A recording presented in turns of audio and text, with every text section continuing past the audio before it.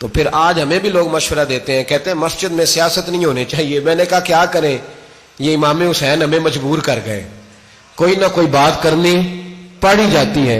امام علی مقام نے فرمایا چھپ کے ووٹ کی بات، بیعت کی بات نہیں ہو سکتی۔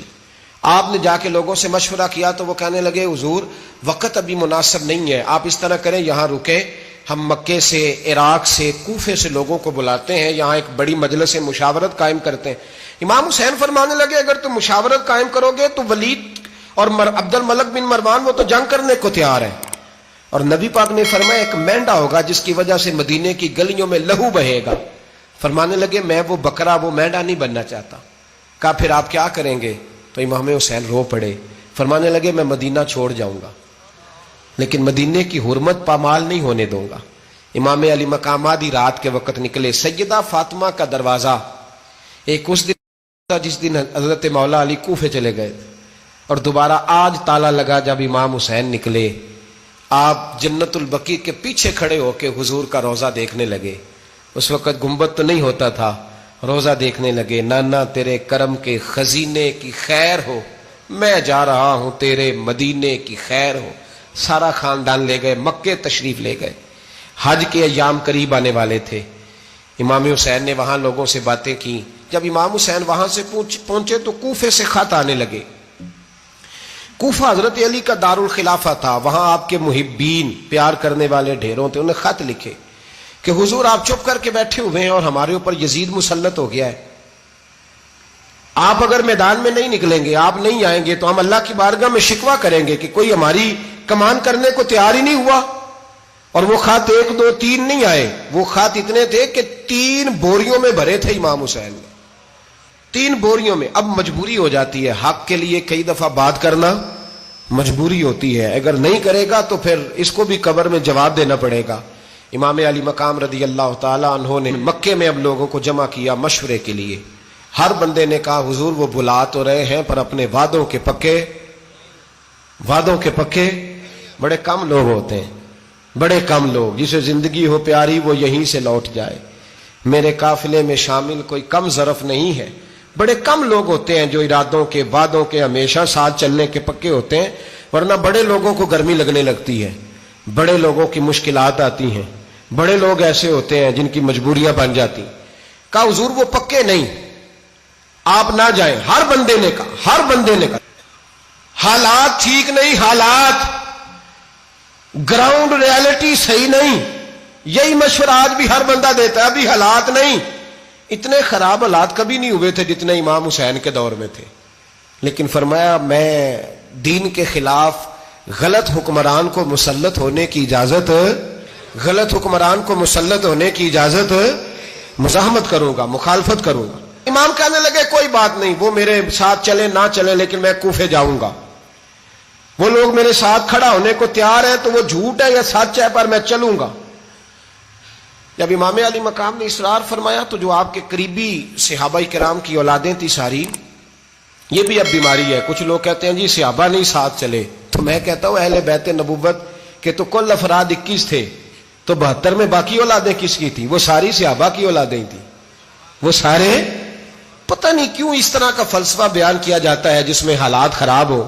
حضرت سیدنا امام علی مقام کو جب بہت زیادہ کہا گیا نا تو امام حسین رضی اللہ تعالیٰ انہوں نے فرمایا چلو میں ایک کام کرتا ہوں، مسلم بن عقیل کو بھیجتا ہوں، حضرت علی کے بھتیجے ہیں، امام حسین رضی اللہ تعالیٰ عنہ کے چچا کے بیٹے ہیں، حضرت عقیل کے صاحبزادے مسلم بن عقیل بڑے سمجھدار آدمی تھے، معاملہ فہم تھے، بڑے جری تھے، اتنا زبردست مشورہ کم لوگ دیتے ہیں جتنا حضرت مسلم بن عقیل دیتے تھے۔ ان کو بھیجا گیا کوفے۔ اب اس میں بڑی تفصیل ہے، وہ اپنے 2 بچے بھی لے گئے۔ جب وہ کوفے پہنچے نا تو کوفے پر جناب نعمان بن بشیر کی حکومت تھی، آپ گورنر تھے اور اہل بیت سے بڑی عقیدت رکھنے والے، نرم رویہ۔ عبید اللہ ابن زیاد کوفے کا گورنر نہیں تھا، یہ کسی اور علاقے کا تھا۔ جب آپ وہاں پہنچے تو نعمان بن بشیر نے دیکھا کہ حضرت مسلم بن عقیل آئے ہیں تو لوگ دوڑے ان کی بیعت کرنے، بھاگے، اتنے لوگ جمع ہوئے کہ ایک دن میں 17,000 آدمی نے بیعت کر لی۔ تو تم پتہ ہے نا جڑا الیکشن لڑتا ہوں راتی جیت کے سوندا ہے، وہ فاتح ہوتا ہے، ہر روز جیتتا ہے، پتہ اسی دن چلتا ہے جس دن الیکشن کا ریزلٹ اناؤنس ہوتا ہے۔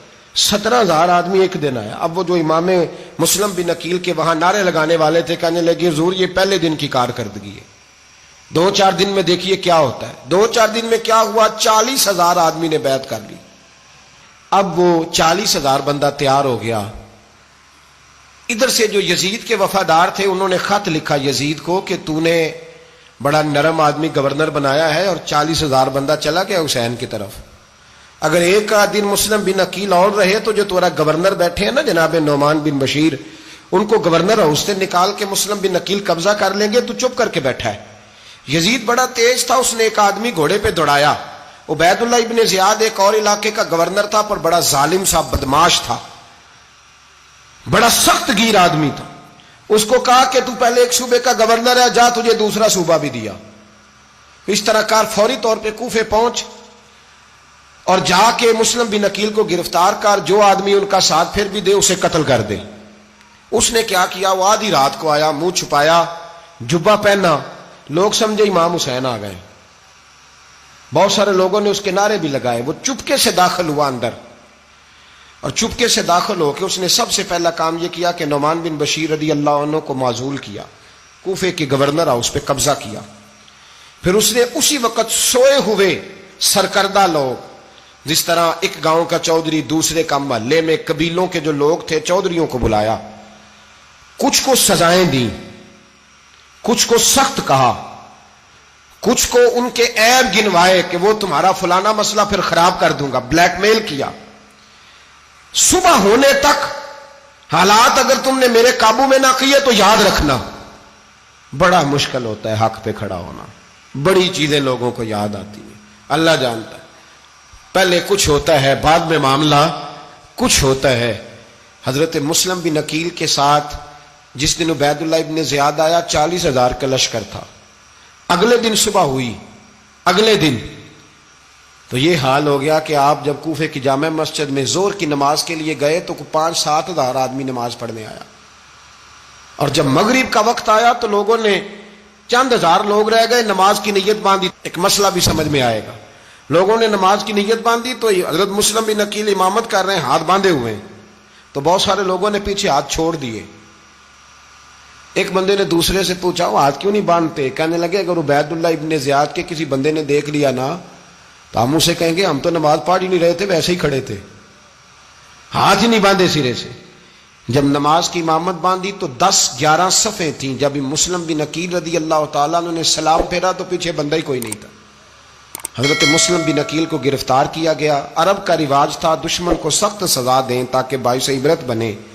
بہت اونچا مینار تھا کوفے کا، گورنر ہاؤس کا، اوپر لے جا کے جناب مسلم بن عقیل کو زمین پہ گرایا گیا۔ اور جب وہ شہید ہو گئے تو شہید ہونے سے ایک رات پہلے وہ خط لکھ چکے تھے امام حسین کو کہ آپ آ جائیں، حالات بڑے اچھے ہیں۔ خط ملا تو امام حسین مکے سے کوفے کی جانب چل پڑے۔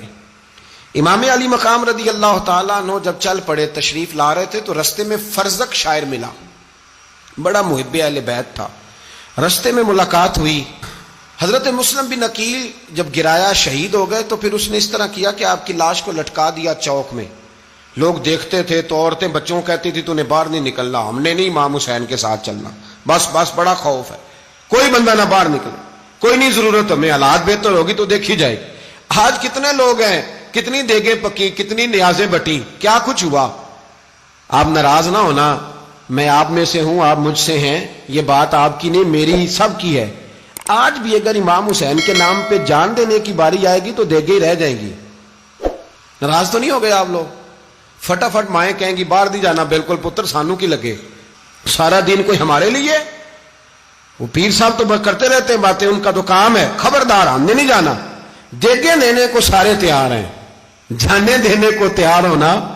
ناراض ہو گئے آپ لوگ؟ چلو کوئی نہیں، ہو جاؤ، خیر صلی اللہ ہے، بات تو ٹھیک کر رہا ہوں نا۔